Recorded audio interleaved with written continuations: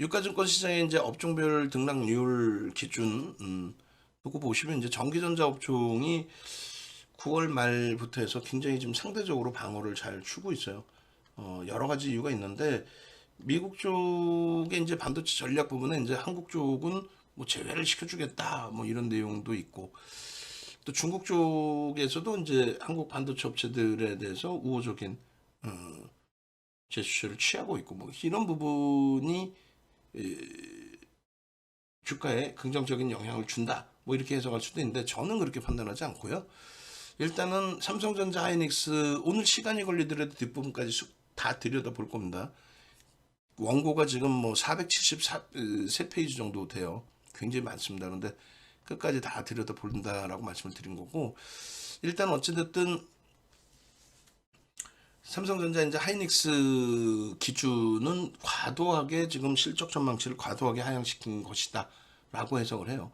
그리고 과도하지 않다 할지라도 과도하지 않다 할지라도 삼성전자 하이닉스에 대한 지금 하회된 실적 대비해서도 너무 저평가 수준으로 많이 미끄러진 부분. 그 부분이 이제 모멘텀이 되는 거죠. 자, 일단 유가증권 시장의 1.83%, 코스닥 시장이 4.15% 밀렸는데 상승 종목 코스닥 88개, 그리고 코스피 60개예요. 근데 실질적으로 상승 종목의 그 기준을 놓고 보시면 실질 그 매매를 해서 수익을 낼 수 있을 만한 종목은 극히 제한적인 상황이었다는 거예요. 실질적으로 놓고 보시면 이렇습니다. 여러분들이 이제 그 상승률 상위 종목 한번 놓고 볼게요. 우리가 이제 상승률 상위보다는 거래대금 상위 종목을 더 놓고 봐야 된다라는 말씀을 드렸는데 오늘 전체 시장의 상승 종목이 뭐 몇 개 안 돼요, 사실은. 그리고 이제 뭐 0% 이상, 그러니까 보합 이상의 기준에 상품도 포함된 거고, 그리고 이제 실질 뭐 진짜 뭐 쭉쭉쭉 올라갔다 이런 종목은 없어요. 근데 코디엔 같은 경우에 어찌됐건 493억이고 대주주가 6.74% 지분이 있어요. 이거 매매가 돼요, 안 돼요? 매매도 안 되는 종목입니다. 이걸 가지고 마케팅을 하겠다? 말도 안 되는 얘기고. 동국 LNS 같은 경우에도 RNS 뭐 이 종목도 823억, 거래대금 617억, 뭐 거래대금 그렇다 치도 823억. 우리도 이제 이노룰스처럼 시가총액 1000억도 안 되는 종목을 언급하는 자체가 이거는 진짜 나쁘끄러운 행위입니다. 어찌됐건 동국 RNS도 개별적인 기준의 매매는 뭐 어쩔지 모르겠습니다만 시가총액이 너무 작아요. 그리고 주요 주주 지분이 53%입니다. 뭐 정상적인 회사라고 볼 수 있어요. 다만 이 그 지금 시가총액이 뭐 저평가라는 인식보다는 지금 시가총액 수준의 업체라는 것으로 해석을 하는 게 옳죠. 코아스템 1856억에 대주지분 26%. 그리고 거래대금이 뭐 150억, 매수 잔량은 10만 주. 의미가 없어요, 사실. 실질 매매하기가 어렵다는 거고 우선주의 기준 이것도 의미 하나도 없고 다이나믹스 디자인 같은 경우도 921억에 대주주지분 16%뿐이 안 됩니다. 외국이견 지분도 없고 매수 잔량 뭐 8만 주고 거래대금 350억이고 의미 없죠. 캐몬 그러니까 회사가 나쁘다는 게 아니에요. 뭐 대주주 55%의 뭐 정상적인 업체죠. 근데 1670억 수준의 시가총액을 형성할 수밖에 없는 그런 종목이라는 거예요. 뭐 개별 매매는 뭐라 안 하겠습니다만 그리고 테라센 같은 경우 이것도 말도 안 되는 거고 지금 적립매매 기간인가요? 적립매매 그다음에 뭐 엔젠바이오 이런 식의 흐름이에요. 대부분이 다 쭉쭉쭉 내려보면 시가총액이 조 단위 종목은 하나도 없어요. 큰 게 지금 뭐 몇백억짜리 기준에서 큰 게 지금 2,800억? 이건 뭐예요? 해성산업 2,800억.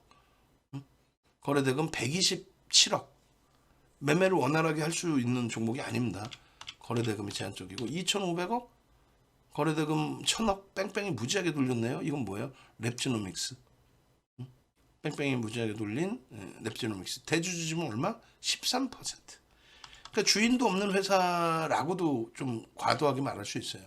뭐 한일사료 같은 경우 오늘 이제 저희 쪽에서는 그닥 언급은 안 했습니다만 어찌됐건 3천억 수준까지 이제 형성이 돼 있고 주요 주주분 뭐 43%. 그렇다면 요 정도를 단기 공략주 설정 범위에서 그냥 들여다볼 수 있는 정도 수준으로 요 정도 한일사료. 한일사료 같은 경우에 그러면은 요거를 이제 한일사료를 내일 기준을 잡으면 2천만 주 터졌잖아요. 2천만 주 곱하기 80% 얼마예요? 8이 16인데 좀 모자라니까 1,500만 주. 예를 들어서 내일 들여다보겠다. 그러면 12일 기준 거래량 몇 주요? 1,500만 주. 1,500만 주가 터지면 1,000억을 넘기죠. 그렇게 되면 1,500만 주면 변동성 거래를 할 수 있습니다. 그러니까 한일사료 뭐 변동성 거래를 좀 하고 싶어요. 어떤 종목 볼까요? 한일사료 기준에서 1,500만 주 터지고 양봉이면 들여다볼 수 있는 수준 그나마도 뭐 2,900억 정도의 형성돼 있기 때문에 그렇게 설정을 해드리는 거예요. 그리고 나머지 뭐 또 뭐가 있을까요? 그러니까 거의 없어요. 지금 뭐 상품 빼고 나면은. 그래서 어렵게 종목을 이렇게 찾기보다는 실질적인 이제 그 종목군 위주에서 거래대금 상위 종목에서 시장의 관심이 이제 집중된 종목군이 되죠. 거래된 상위 종목에서 변동성이 나오는 종목. 그리고 LG에너지솔루션은 언제 이제 날 잡아서 한번 설명을 드릴게요. 지금 외국인들 쪽에 수급이 유입되는 이유. 지금 주요 주주 지분이 90%, 그죠? 그리고 외국인 지분이 4.5%, 유통 물량 자체가 제한적이에요. 그럼에도 불구하고 보호해소가 풀렸기 때문에 보호해소가 풀린 것에 대한 기준이 설정이 돼서 지금 LG화학이 81.84나 지분 물량이 나올 가능성 지금 없죠. 블록 딜 이외에는. 그리고 국민연금이 좀 샀고 우선주가 좀 있고 그렇게 해서 이제 이게 90.33. 그리고 외국인이 4.5를 샀어요. 이거 왜 그럴까요? MSCI 지수 편입의 기준 설정 범위입니다. 그래서 95%. 그러니까 어찌 보면 양지사랑 똑같은 거예요. 5%뿐이 물량이 없어요. 양지사도 고평가. 얘도 사실은 엄청난 고평가. 근데 주가가 오르니까 이제 일단은 뭐 3분기 실적도 좋다. 당연히 좋겠지. 좋은데 저평가냐라고 했을 때 이제 그건 아니다. 그렇게 해서 나중에 기회 되면 이제 한 번 더 이쪽을 분석을 해드릴 거고 우리 입장에서는 LG화학을 갖고 있죠. 그렇기 때문에 나쁘지 않아요. 얼마든지 언제든지 LG화학의 그 LG에너지솔루션에 대한 지분 블록딜에 대해서 이야기 충분히 나올 겁니다. 그래 결론적으로 코스피지수 1.83% 빠지고 낙폭을 많이 줄인 거죠. 삼성전자, 하이닉스 낙폭 줄이고 LG에너지솔루션 강세를 띄고 그래서 이제 시가총액 37.6%를 갖고 있는 전기전자 업종이 상대적인 방어를 해주면서 그러면서 낙폭을 줄인 거고 그래도 60개 종목뿐이 안 올랐다는 거예요. 그리고 88개 종목. 그러면 150개 장중 기준에 이제 100개 정도도 못 올랐어요. 그러니까 2,300개 종목이 빠지는데 내가 여기서 수익을 내겠다? 그 힘들죠. 그리고 여기에는 종목이 뭐요? 상품이 포함되어 있는 거 사실. 상품 빼고 나면 실질적으로 강보합 이상인 종목이 오늘 한 50종목 나오려나요? 그러니까 지극히 정상적인 해석을 해야 돼요. 그러니까 시장이 어려운데 여기다 대놓고 뭐 소형 잡주 갖고 코디엠 뭐 상한가 축하드립니다 이런 내용이라든가 윤정부도 떼찌 혼나야죠. 이루 뭐야 그 이노르스 변동성 대박 났죠. 이렇게 하면 혼내줘야 되는 게 맞아요 사실은. 교육이라고 하고 이제 말씀을 드리는데 오늘 교육 기준에서는 이제 위험고지를 같이 병행을 해서 해드릴 겁니다. 결론적으로 시장이 강세를 띌 것이냐, 지금은 어렵지만 강세를 띌 것이냐의 기준을 잘 잡으셔야 돼요. 그래서 CPI, PPI가 이제 이번 달은 PPI가 먼저 나와요. 그다음 CPI가 그 다음에 나오는데 PPI는 다 하향이 됐어요. 금리 올리고 나서 PPI는 다 하향 추세의 기준이 잡혔고 그리고 이제 CPI도 하향 추세인데 이제 근원 CPI가 공산품 가격이 오르면서 근원 CPI가 하향되지 않았고 거기에 이제 지표가 나쁜 게 아닙니다. 지금 지표가 좋아요.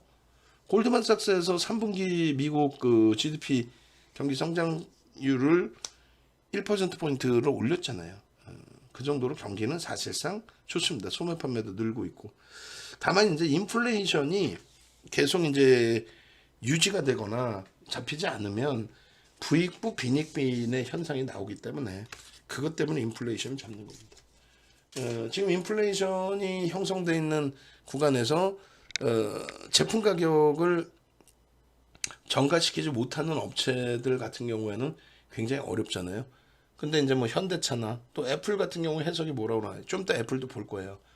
애플의 해석이 뭐로 나와요? 고마진 제품이 있기 때문에 상관없다 이렇게 나오죠. 그 시가총액이 6월 말 7월 대비해서 시가총액이 밀리지는 않았어요. 응? 지수는 깨졌는데.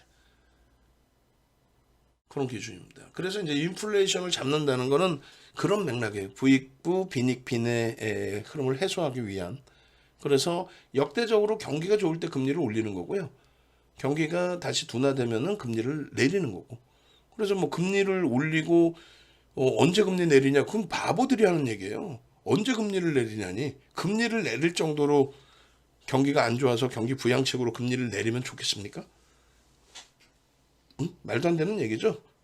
인플레이션을 잡기 위한 금리 인상은 2004년 6월부터 2006년 6월까지 17번씩이나 올렸어요.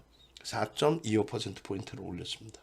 그래서 5.25까지 금리를 끌어올린 거고, 이번 기준에서도 작년에 금리를 뭐 1월부터 만약에 올렸다면 그럼 작년에 8번, 올해 6번, 그럼 14번이죠. 14번 금리 인상이면은 제로금리 기준에서 3.5%까지 올리게 되는 거예요. 3.5%포인트를 올려서 3.5가 돼 있는 거죠.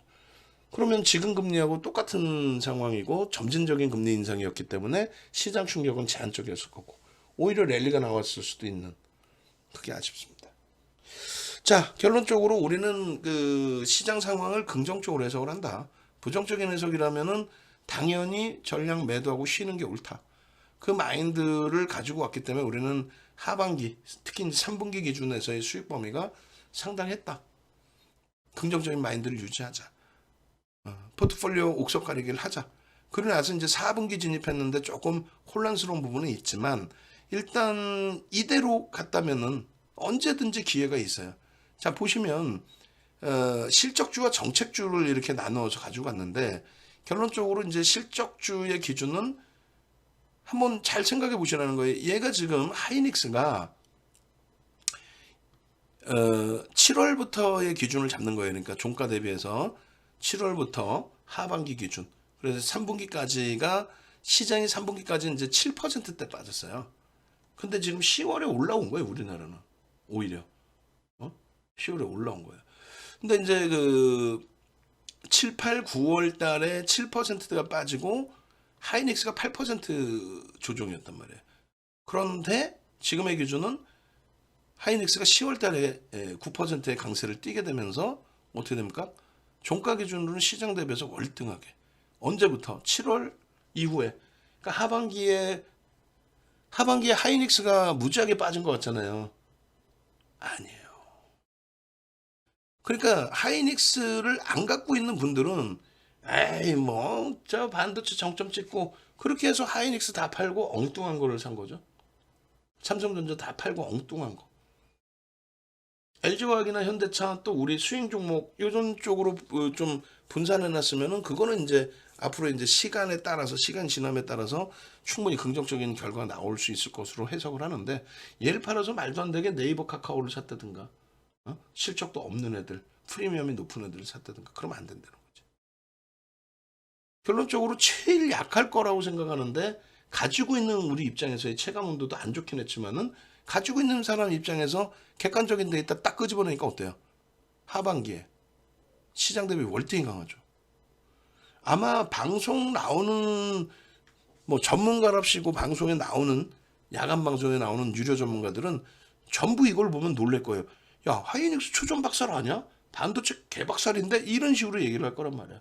그래놓고 어디 소형주 잡주 얘기했다가 주가 밀리면은 그게 뭐 시장 깨져서 그렇고요. 가지고 가시고요. 거래대금도 없는데 거기에 휘둘리지 말란 얘기입니다. 우리는 하이닉스를 68거래일 동안에 24번을 오픈을 해드렸어요. 사실상 LG화학과 현대차가 그간 굉장히 강세를 띄었기 때문에 이쪽 위주로 더 노출을 많이 했었고 하이닉스 부분에 IT 쪽 비중을 사실 하이닉스, 삼성전자, 삼성전기, LG전자 이렇게 갖고 있던 부분을 IT에서는 하이닉스로 대부분 다 압축. 그리고 하이닉스 기준 그 IT 전체 비중이 높으신 분들은 LG화학, 현대차로 이동. 뭐 이렇게 기준을 잡아드렸죠.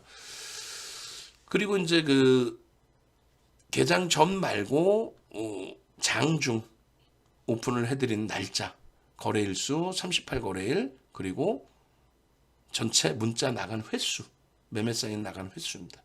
그래서 68일 거래일 동안에 LG화학은 70회, 68거래일 동안에 70회, 거의 뭐 이틀 걸러 하루 이상, 이틀 걸러 하루 이상, 하루 걸러 하루, 뭐 거의 뭐 68거래일의 거의 대부분을 날짜 기준으로 매수세를 냈고, 그 다음에 문자 횟수는 70회. 그런 식으로 이제 포트의 비중을 채워드린 거예요.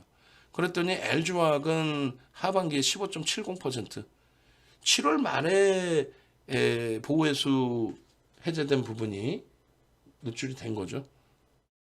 그렇게 되면서 이제 LG화학의 보호회수 그 해제, 어느 거에 대한 LG에너지 솔루션에 대한 그것이 굉장한 모멘텀이 되는 겁니다. 물적 분할이 다 남들이 악재라고 하는데 왜 호전지를 이제는 깨닫게 되는 기준이 된 거죠. 현대차의 기준이 말 같지도 않게 이렇게 무너졌는데 이 부분에 대해서도 좀 더 해석을 해드릴 건데 전혀 신경 쓰지 마십시오. 좀 버겁긴 할지라도 10월달 한 달에 빠진 거예요. 9월에도 많이 빠졌어요, 사실은. 그런데 하이닉스가 이제 7, 8, 9월 달에 시장 7% 밀릴 때 얘가 8% 밀렸었거든요. 그거 이제 뭐 한 방에 돌린 것처럼 여기 마찬가지예요. 현대차 뭐 하루에 뭐 5%씩 3거래일만 나와도 플러스 월등한 플러스가 되죠. 그래서 55에서 80% 비중을 설정했을 때 주력주 1대1대1 비중 그 설정 범위에서 1.5에서 15.88 시장이 6% 조정받았다 할지라도 그리고 지금에 있어서만 하이닉스가 강세가 아니고 실질적으로 이제 6월 말 7월 저점 대비해서 특히 이제 7월 저점 대비 따지면 그 당시에도 IT가 가장 먼저 반등이 나왔고 그렇게 되면서 지수를 견인해야 나머지 쪽이 쫓아오는 거고 그때 반등 탄력이 20% 적지 않죠.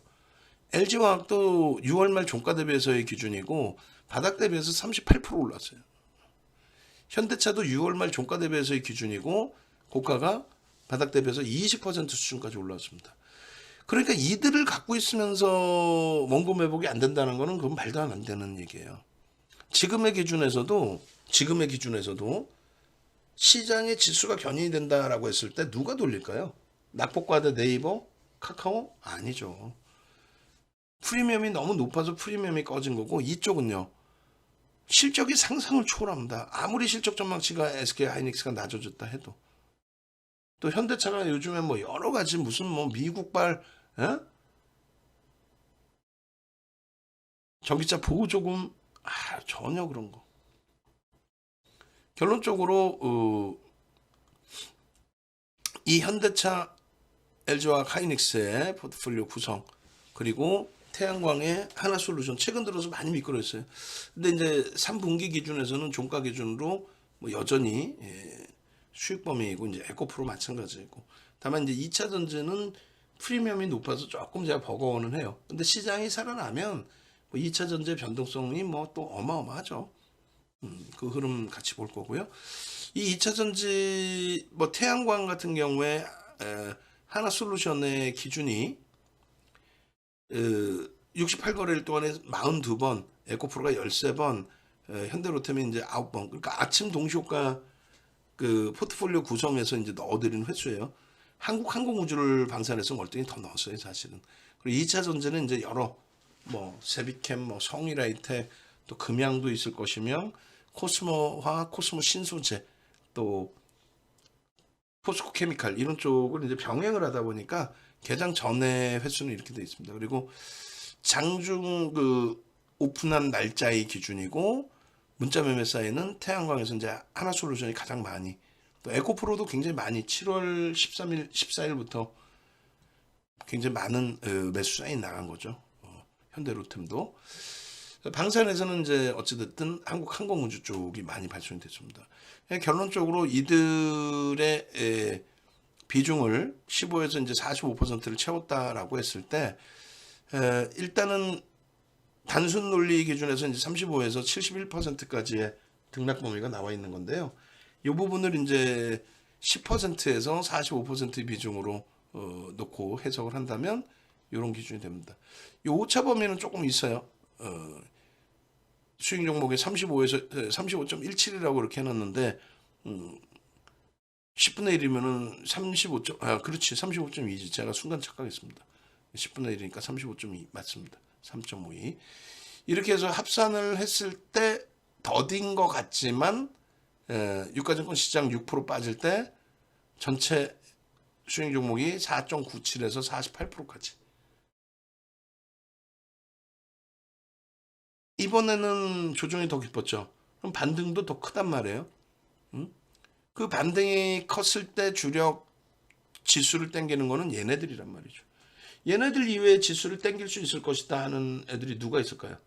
얘 빼고 나면 LG에너지솔루션 좀 한계가 오죠. 이제 지금 LG에너지솔루션의 MSCI 지수 비중 편입 날짜 이달 말에 이제 손바뀜 나오면 거기서부터 이제 공매 떨어지기 시작하면 버거울 거고.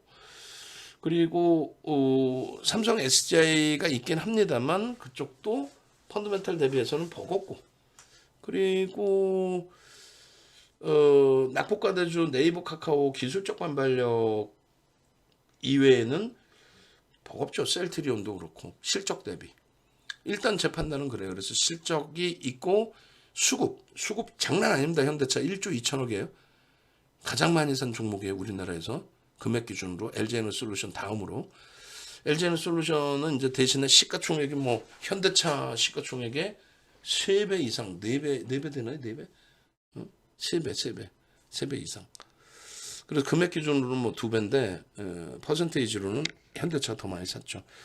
LG화학도 수급 뭐 장난 아니에요. 지금 1.5%니까 거의 한 6천억 샀죠. 6천억. 방송에서 제가 이제 한 4천억 얘기했는데 6천억. 적지 않아요. 유통 물량도 없는 애가. 지금 유통 물량 한 개인들이 하여간 가지고 있는 물량이 6.5% 정도 수준뿐이 안 됩니다. 실적은요. 다들 뭐 끝내주죠. 거기에 이제 태양광, 방산 정책줍니다. 미국의 정책에 친환경, 2차 전지, 그러니까 전기차의 2차 전지, 그 다음에 친환경의 태양광 신재생에너지, 그 다음에 우리나라 정책 기준의 방산, 그렇게. 다 지나간 거 뭐 3분기 이후에 거 보여주지 마라 했을 때는 9월 말 이후 그러니까 4분기 기준도 설정할 수 있어요. 일단은 이걸 이제 좀 편하게 보시는 방법은 이렇게. 앞으로도 계속 이렇게 기준을 잡아서 보세요. 하이닉스, LG와 현대차를 1대1대1 비중으로 설정을 했다라고 했을 때 현대차가 지금 이제 뭐 오히려 7월 이후에 6.93% 시장 대비해서 조금 더 미끄러져 있긴 합니다만 전체 추이로 보면 뭐 상상을 초월하는 강세에 아직까지 놓여져 있고요. 사실은 실적 뭐 상상을 초월하고요. 그다음에 LG화학이 이제 15.70의 수익 대단하죠. 38%까지 고점이 형성됐었어요. 그다음에 하이닉스도 진짜 헛웃음 나오지 않아요? 반도체 제일 말도 안 된다 이렇게 표현을 했지만 6월 말 종가 대비해서 시장 6월 말 종가 대비 6% 빠져 있는데 이 정도의 상대적 방어 강세 시장에서 반도체 주들 뭐 손가락질 하는 거 감안하면은 허탈하겠죠. 이 내용을 보시면. 그죠? 응? 안 좋다고 했는데 결국은 더 강하니까. 마찬가지 이제 하나솔루션, 현대로템, 에코프로고요. 요게 이제 3분기 이후의 기준이라면 지금의 기준의 설정 범위가 유가증권 시장이 1.67% 올라와 있어요. 오히려 9월 말 대비 10월 달에. 근데 이제 그 중에 10월 달에 누가 올라와 있어요? LG와 하이닉스가 올라와 있는 거예요. LG와 하이닉스. 하락 종목이 월등히 많습니다, 사실. 예전에도 그랬어요. IT가 시장 견인하면서 IT 시가총액 비중이 이제 LG에너지솔루션 상장하고 37%대고 그 전에 기준이 이제 최고 많이 올랐을 때 34% 수준. 응? 그들이 시장을 견인하고 나머지 쪽은 똑같이 올라오는 게 아니라 덜 올라오고 못 올라오고 마이너스가 나고. 자주 보여드렸죠. IT 주력주의 기준의 흐름에서 전체 업종 기준의 전기전자 업종 이외에는 시장 대비 월등히 강한 업종 자체가 없다라고. 지금 한번 오래간만에 한번 보시죠. 시황이 지금 많이 버거우신 상태니까 여러분들이 시황이 버거우실 때 뭐 예를 들어서 아까도 말씀드렸고 당분간 시황이든 종목이든 말씀드릴 때 뭐 시가총액 순위 또 전체적인 흐름 이런 부분을 많이 말씀을 드릴 텐데요. 이걸 꼭 놓고 보시기 바랍니다. 어떤 거냐면 얘네들의 기준을 2015년 말로 설정을 할 거예요. 왜 2015년 말이냐라고 했을 때 여기에 0090 정도 되나요? 0090, 0082, 0082, 예. 0083 뭐냐면 이제 제 기준은 어찌됐건 전체적인 시장의 흐름이 2015년 12월에 금리를 올렸거든요. 그러면 이제 2015년 12월에 금리를 올린 게 마지막 금리 올린 게 언제였냐면 2006년 6월이었어요. 마지막 금리 인상이. 그러니까 금리 인상이라는 건 뭐라 그랬어요? 경기가 좋을 때 진행을 하는 거라 그랬죠. 예? 이번에도 경기가 좋아서 인플레이션이 난 거지 경기가 안 좋은데 인플레이션이 납니까? 소비가 안 나오는데. 결론적으로 이제 9년 6개월 만에 금리를 올린 겁니다. 그 경기 동향이 완전히 바뀐, 완전히 이제 확정된. 그렇게 해서 2015년 12월부터 2018년 12월까지 금리를 올린 거고, 그리고 이제 코로나19 터지고 금리를 제로금리로 다시 돌린 거고. 근데 이 당시 제로금리로 돌렸을 때 대비 경기 동향은 이 당시 금리를 올릴 때 흐름보다 월등히 긍정적이었죠. 일시적으로 이제 코로나19 때문에 충격을 받은 부분이 있지만 발빠르게 부양책을 내놓습니다. 돈을 무지하게 뿌려버리죠. 그래서 이제 결론적으로 요 흐름이 연출이 돼요. 그러니까 간혹 이제 그런 분들이 계세요. 이제 제도권에 계신 분들 중에서 의견을 주시는데 저도 이제 일부는 이제 동의를 하는데 뭐냐면 리먼 터지고 나서 돈 뿌린 거하고 코로나19 때 돈 뿌린 것을 감안한다고 하면 시장은 더 조정받을 수 있다. 그 자금을 회수하니까. 근데 저는 이제 말도 안 된다는 얘기가 뭐 그분이 제도권 인사시고 당연히 논리가 명확하신 겁니다. 근데 저는 이제 좀 그 반대로 생각하는 거는 뿌려진 돈을 걷는 게 아니에요. 화폐 가치는 역대적으로 계속 훼손돼 왔어요. 우리나라뿐만 아니라 선진 시장도 이제 유일하게 일본 같은 경우가 25년 정도 물가가 거의 변화가 없습니다. 제로금리를 계속 지금도 유지하고 있고 25년 정도 거의 물가의 변화가 없고 인건비의 변화가 거의 없어요. 거의. 세계 그 인플레이션 효과보다 굉장히 좀 제한적인. 결론적으로 이제 일본 같은 특이한 상황을 빼고 나면은 전부 다 전부 다 그 인플레이션에 맞게 가격들이 다 올라와 있습니다. 그래서 이 지금 시대에 맞는 기준, 그 상품 그런 건 올라와 있고 쇠퇴된 상품군들의 가격은 이제 뭐 낮춰져 있는 거고 어찌 됐든 그 유동성을 전부 흡수한다 그런 경우는 없어요. 그리고 이제 뭐 20년 전 유동성까지 다 회수한다, 뭐 15년 전 유동성까지 회수한다 그런 경우는 뭐 어딨어요. 경기에 다 녹아져 있는 건데. 그래서 하여간에 뭐 여러 전략이 있는데 결론적으로 이제 우리는 2015년부터의 기준을 잡는다라는 말씀드린 거고 지금은 이제 다른 내용이 아니고 그걸 보는 거예요. 코스피 지수의 기준에서 업종별로 이 흐름을 놓고 보는 겁니다. 그 2015년 종가 대비해서 그럼 지금 위에 놓여져 있는 업종군이 몇 개 업종이 있으며 실질적인 강세를 띠는 게 어떤 업종이 있는지 그걸 한번 제대로 놓고 보자라고 말씀을 드리는 겁니다. 그거를. 그래서 일단은 뭐 시장은 시장은 결론적으로 이제 이 종가가 이제 1960, 한 2000이라고 잡았을 때 10% 정도 올라와 있는 거예요. 시장은 10%.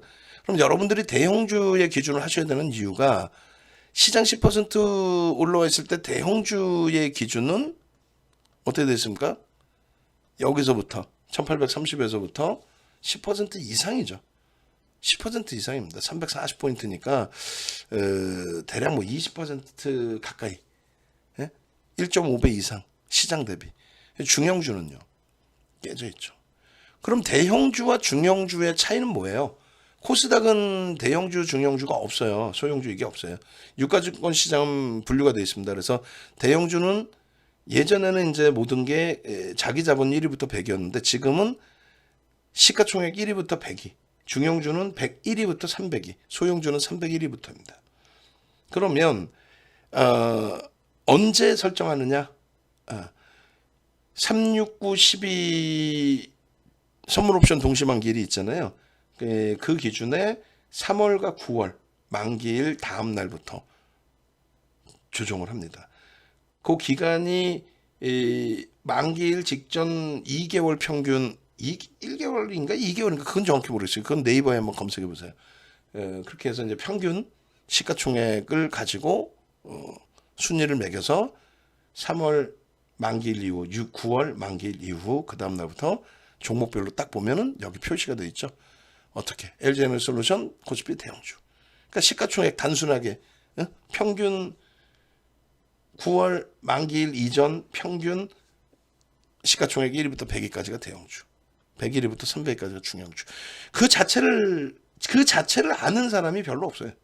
별것도 아닌데 여러분들은 들으셨잖아요. 여러분들이 1등인 거예요. 다른 전문가한테 돈 내고 들으실 필요도 없는 거예요, 사실. 그조차도 모르면서 뭘 얘기를 해요, 여러분들한테. 대형주 사세요, 중형주 사세요, 소형주 사세요. 기준이 뭐니? 그러면 지가 그냥 뭐 대충 뭐 이거 대형주 이렇게 얘기를 한단 말이에요. 안 돼. 분류 자체를 명확히 보십시오. 그런데 결국은 시장 지수가 2015년 말 종가 대비해서 어찌됐건 경기는 그때보다 좋다라는 거예요. 지표도 그렇고. 대형주는 올랐는데 중형주는 떨어져 있죠. 소형주는요. 마찬가지 떨어져 있습니다. 크게 차이가 안 난다. 뭐 그렇게 생각하실 수도 있고요. 그 다음에 이제 업종별의 기준인데 음식료. 처참하죠.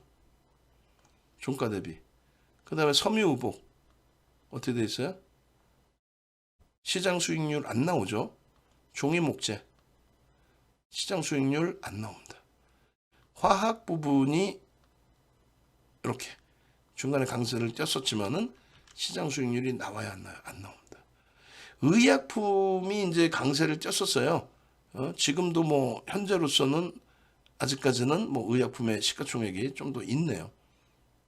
그래서 지수 기준에 여기가 5,000포인트 정도니까 60% 시장 대비해서는 좀 월등하게 형성된 부분이 있습니다. 그게 이제 2017년도 그 진보 정부 들어왔을 때 그렇게 해서 이제 고 노무현 대통령 정부나 고 김대중 대통령 정부 때 성장주들에 대한 지원책, 뭐 게이트도 많고 뭐 문제가 많았지만 어찌됐건 그러면서 이제 그 의약품 바이오 쪽의 흐름이 2017년도에 폭등이 나왔고 2019년도 이후에 이제 코로나19 때문에 그때 나왔던 부분 그러고 나서 이제 지수는 요 자리. 그나마 이제 시장보다 강한 쪽에 이제 의약품 그리고 이제 비금속 광물. 여기는 비금속 광물은 시가총액 비중이 1% 미만일 거예요. 그리고 그게 이제 포스코 케미칼 있죠. 포스코 케미칼 하나만 시가총액이 높습니다. 그렇게 해서 비금속 광물이 한번 봅시다. 시가총액 비중이 얼마큼 되는지. 그렇게 해서 이제 전체 시가총액이 1760조란 말이에요. 1760조. 근데 지금 비금속 광물의 시가총액이 21조 정도 하잖아요. 그렇게 해서 이제 1%의 비중이에요. 그러니까 사실 의미는 없어요, 얘는. 근데 이 비금속 광물에 여기에 이렇게 보시면 여기 시가총액은 안 나오는군요. 어찌됐건 비금속 광물 이 종목에서 포스코 케미칼이 들어가 있단 말이에요. 그러니까 포스코 케미칼의 시가총액이 12조예요. 12조. 근데 이 포스코 케미칼이 2020년 이후에 폭등이 나온 거죠. 2020년 이후에. 그렇게 해서 포스코 케미칼의 등락률이라고 보시면 돼요. 그 한 종목에 대한. 그래서 비금속 광물의 이제 1000포인트 정도니까 60% 얘도. 의약품하고 비금속 광물. 근데 요거는 포스코 케미칼 한 종목에 대한 기준이다 이렇게 해석하시면 되겠습니다. 어찌됐건 전체 23개 이제 그 업종군을 보는 건데 시장 대비 높은 게 의약품하고 비금속 광물 두 개죠. 지금 현재까지. 그 다음에 철강금속 요 기준인데 철강금속은 시장 대비해서 제한적입니다. 얘는. 그래서 시장의 10% 정도 수준이라면 그 정도까지는 아니에요. 270포인트니까. 그리고 기계 없어요. 그러니까 시장 대비 강한 업종 자체가 없다라는 거예요. 결론은 여러분들이 시장 수익률이 나올 때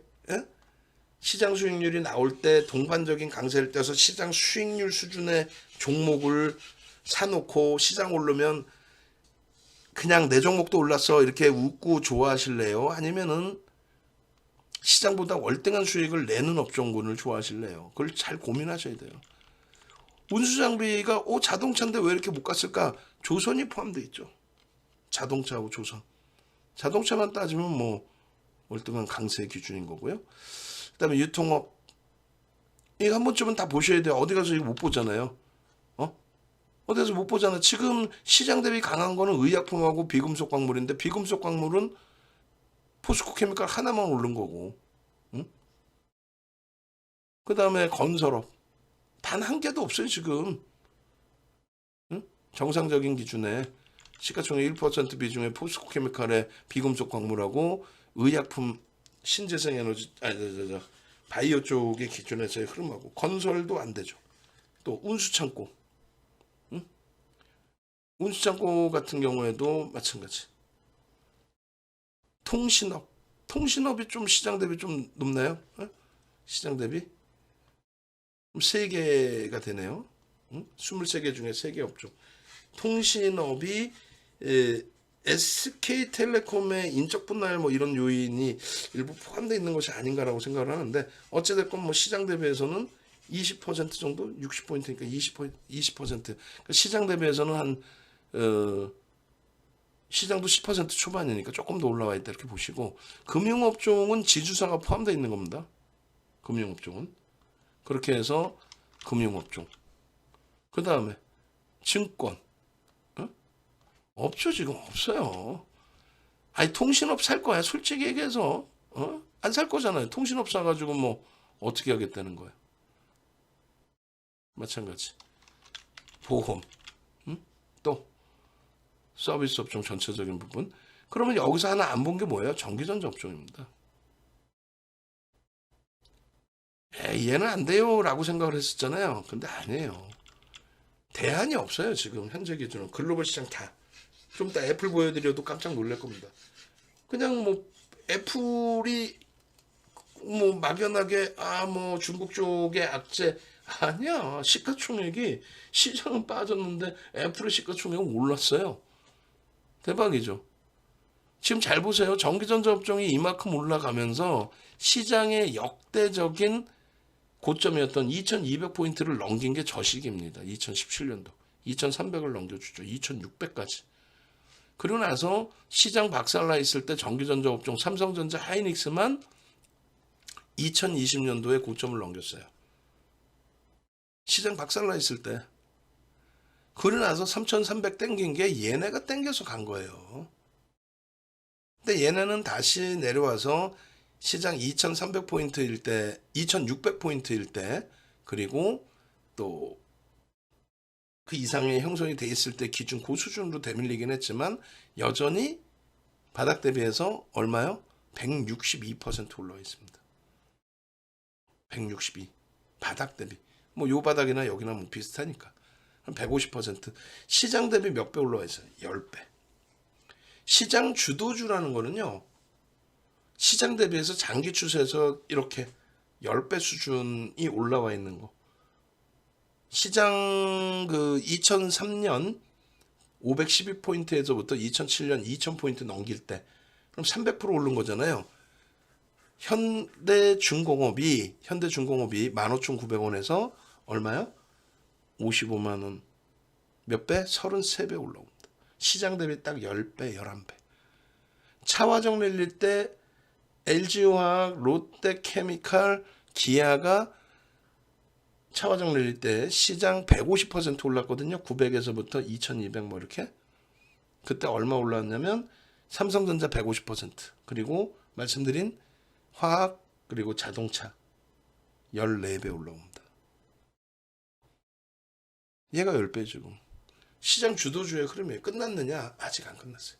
애플의 시가총액이 여전히 세계 1위고 이번 조정에서도 애플의 시가총액은 낮아지지 않았어요. 반도체하고 차이 있지 않느냐? 기술주 전체가 그렇습니다. 반도체 따로 가고 뭐 애플 따로 가고 그러지 않아요. 그러면 삼성전자를 한 번만 더 보시면 월봉 기준에서 왜 저기까지 보느냐? 지금 주도 업종이 뭔지를 확인해야 되니까. 지금 보시는 것처럼 잘 보세요. 시장의 역대 2200포인트를 넘겨서 2600을 찍어준 게 누가? 전기전자 업종이에요. 얘네 시가총액 비중이 뭐 30%, 최대 34%까지 올라왔으니까. 그리고 삼성전자 하이닉스의 그 흐름은 실적이 뒷받침돼서예요. 예전에 삼성전자 하이닉스가 시장을 주도한 적이 있나요? 없어요. 2003년 3월 저점에서부터 2004년 4월까지 그때 빼고는 없어요. 단 한 번도 시장을 삼성전자가 견인해서 움직인 적은 없습니다. 다만 누적적으로 계속 실적이 형성되어 있기 때문에 주가의 흐름이 계속 우상향으로 진행이 되고 형성이 된 거죠. 주도주처럼 정책적인 흐름에 있어서 뭐 1년, 2년, 3년, 4년, 5년 올라갔다가 또 곤두박질 치고 또 가고 이런 개념이 아니라. 그러고 나서 이 고점 2600포인트에 달하는 요 고점을 삼성전자 하이닉스는 2020년 1월 2일에 1월과 2월 달에 이 고점을 신고가를 내줍니다. 지수는요. 코로나19 터지기 직전의 지수는 요 자락까지 밀려 있었죠. 2000이 이탈되는 2600까지 전기전자 업종이 끌어당겼는데 2000이 이탈되는 수모까지 겪습니다. 근데 삼성전자 하이닉스는 실적을 바탕으로 해서 그대로 신고가를 주는 흐름까지. 그리고 나서 이제 이들을 다시 3300까지 견인한 거는 실질적으로는 여기에 이렇게 강세를 띄워주니까 요 고점까지 형성이 될 수 있었던 거예요. 그럼 앞으로의 흐름도 똑같습니다. 시장의 이 3300을 넘기는 기준은 현재로서는 대안이 없다. 삼성전자, IT, 반도체 쪽, 삼성전자, 하이닉스도 사실상. LG에너지솔루션이 저는 저 후폭풍이 조금 우려가 되긴 하는데 시장지수가 긍정적이면 시장지수가 긍정적이라는 글로벌 시장 전체를 얘기하는 거예요. 그렇게 된다면 무리가 없어요. 무슨 얘기냐면 글로벌 시장이 전체적으로 긍정적이면 이번에 이제 네이버 카카오가 폭락을 연출하고 네이버 카카오 지금 보시면 진짜 피눈물 나실 거란 말이에요. 지금 매번 얘기할 때마다 이 생각이 나요. 연간 단위로 네이버 카카오의 그러니까 최고점 대비해서 하락률은 65.91입니다. 말이 안 되는 하락률이 나온 거고, 그리고 올해 이제 8월 고점, 뭐 올해 전체로 볼까요? 올해 전체로는 58%, 그리고 8월 고점 대비해서 43%예요. 8월 고점 대비. 9월 달은요. 9월 8일 날 가입하신 분이 계신데 다 정리하라고 그랬거든. 다 정리해서 LG화학, 현대차를 사자고 그랬단 말이에요. 현대차는 솔직히 많이 미끄러졌어요. 그런데 LG화학은 상당하잖아요. 얘 34% 깨졌어요. 전문가가 해드릴 수 있는 거는 그것뿐이 없어요. 옥석 가리기 해드리고 싫어 그래도 잘라내드리고 근데 결국은 이탈되셨는데 제가 볼 때는 이제 방안의 전략의 문제가 아니라 본인이 갖고 계신 종목 카카오 네이버를 쉽게 팔 수 있냐고. 못 팔았는데 8월 고점 대비해서 카카오는 40%씩 깨지니까. 9월달 대비해서도 32%가 깨지니까. 패닉에 빠지시더라고요. 근데 그걸 이겨내야 돼요. 얘를 갖고 있으면서 이겨내? 아니죠. 정리해서 이겨내야죠. 정리해서.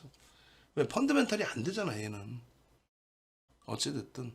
결론적으로 오래간만에 저도 이제 다시 본 건데, 조금 전에 이제 의약품이 얼마예요? 의약품의 상승률이 60% 정도. 비금속 광물은 시가총액 비중 1%, 거기에 이제 포스코 케미칼이, 그러니까, 12조 기준이기 때문에 걔가 오른 게 이제 다 기준인 거고, 그리고 통신업종이 이제 시장 대비 조금 더 강세를 띈 부분. 근데 통신업종 매매할 거 아니잖아요. 그죠? 그럼 그 세 개 빼고 나면은 실질적으로, 전체, 업종, 21개 업종, 21개 업종에서 그 세 개가 시장 대비 그나마 좀 강세인 거고, 주도력은 전기전자 업종에서 다 가지고 있다. 여전히. 언제 이후에? 15년 이후에. 15년 12월 이후에. 그전에는 주도력 없었어요, 여기는. 2000년대 이후에 없었습니다. 그걸 꼭 기억하셔야 돼요. 그게 기억을 하셔야만 포트폴리오를 구성하는 데 있어서 기준점이 잡힙니다. 결론적으로 조금 윤정두가 이제 무리수를 둬서 주력주 비중을 55%로 설정을 한 거예요. 무리수를 둬서. 원래는 이제 최대 80%까지 주력주 비중을 설정을 했거든요. 그리고 1대1대1 그렇게 해서 20, 20, 20, 60%를 채웠는데 그렇게 채웠다면 이제 등락률, 계좌 수익률이 좀 달라졌겠죠. 여기에 더 채웠을 테니까. 결론은 어찌됐든 여전히 긍정적으로 본다, 시장을. 그럼 요 기준에 현대차 부분만 빠르게 움직임을 주면 되는데 가능성이 있느냐? 굉장히 가능성 높다. 하나솔루션 같은 경우에도 말 같지도 않은 지금 조정으로 형성돼 있다. 시장은 지금 1.67이에요. 9월 말 대비해서의 기준입니다. 지금 4분기 수익 범위. 한국항공우주도 말 같지도 않게 미끄러져 내려와 있는데 그들의 매수 평균 단가 10% 수준의 매수 평균 단가가 48,000원이에요. 하나솔루션도 46,000원. 얼마? 10% 수준 매집돼 있어요. 여기도. 8천억 원대. 우리나라에서 5월 20일 이후에 가장 많은 매집이 돼 있는 종목. 응? 그다음에 에코프로는 뭐 그나마 이제 시장 등락률 수준인데 10월달 기준에 여기도 리스크 관리는 좀 할 겁니다. 거래대금 거래량 보고. 그리고 가장 많이 빠진 게 SM 10% 비중을 갖고 있는데 너무 많이 빠졌어요. 이 부분에 대해서는 이제 얘만 빠졌다면 굉장히 문제가 심각한데 그러진 않다. 일단 시장 변동성도 있었고 또 네이버 카카오 밀리면서의 엔터주들에 대한 조정 깊어진 부분도 있었고 하여간 우리는 이렇게 기준을 잡아서 대처하고 있습니다. 별거 없죠. 별거 없잖아요. 이 상태인데 뭔 유료를 가입해. 다 아는 종목인데. 근데 계좌 검사해보면 다 아는 종목인데 안 갖고 있으니까 문제지.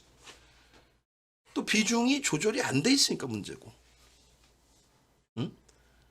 막말로 손실난 SM, 크게 손실난 SM도 있고 한국항공우주도 있지만 자신감은 여전히 있단 말이에요.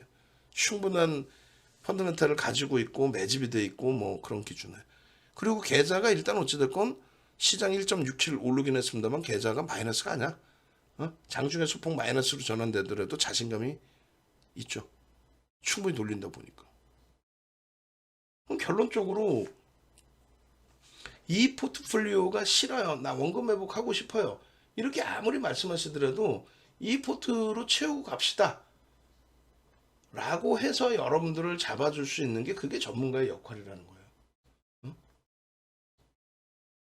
이번 장에 9월 달에 이탈되신 분이 두 분이 있었어요. 한 분은 말씀드린 것처럼 9월 8일 날 가입해서 삼성전자, 하이닉스 그리고 카카오 네이버를 갖고 계신 분이신데 굉장히 점잖으신 분이시고 굉장히 큰 금액 적지 않은 금액으로 그 네 종목을 편입을 하셨는데 9월 8일 날 다 정리를 잡아드렸단 말이에요. 하이닉스 20%만 남기고 싹 정리. 그래서 정리하고 나서 현대차, LG화학 1대1대1 그러니까 60% 채우고 나머지 수익 종목 하나솔루션하고 이제 이런 쪽에 기준을 설정해 드렸어요. 그렇게 설정을 했어도 네이버 카카오보다는 방어가 되고 오히려 이제 수익 범위도 설정이 될 수 있는 그런 위치였거든요.